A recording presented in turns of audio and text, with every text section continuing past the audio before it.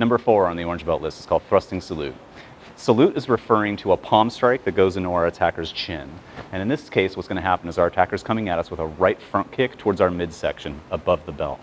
Now we're going to be doing 2 blocks, a double block.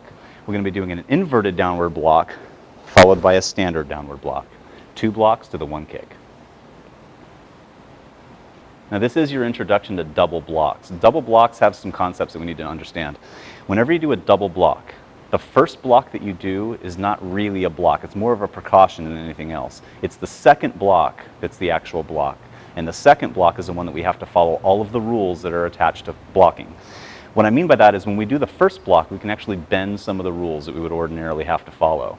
One of the rules that we're going to bend in this particular technique is we're going to do the first block without moving our body. Ordinarily, we would have to move our body simultaneously with our block.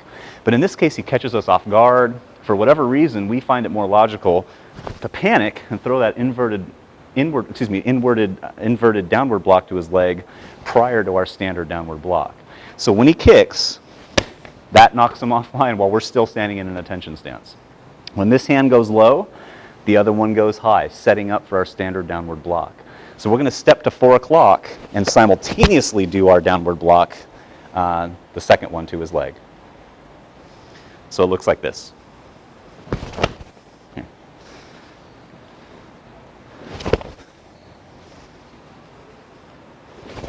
Now, if you can look at the way I'm aligned with Jeff now, I'm in a left neutral bow. I have heel to toe alignment with his center line. He's a little bit off alignment, meaning he's got too much of his midsection facing me.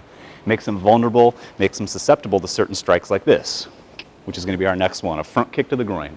We're going to execute that with our rear leg while we simultaneously drop our right hand. And we're doing that to set up for our final strike, which is going to be our salute, our palm strike into his chin. Cross out.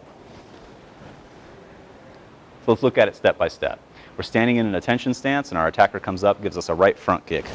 Step to 4 with our double downward block. Now we have our right hand high, our left hand low. At this point, we're going to switch our hands. We're going to drop the right, raise the left as we kick to the groin. Plant forward with a palm strike. This actually goes to his chin. I palmed over here to his chest just to be polite. We're going to bounce off that chest with our cross out. There's an opportunity somewhere in this technique to actually put your left hand to work. After we apply our double block when he kicks, we're stepping over here to 4 o'clock. And at this point right here, we need to switch our hands. So since that left hand has to come up anyway, make use of it.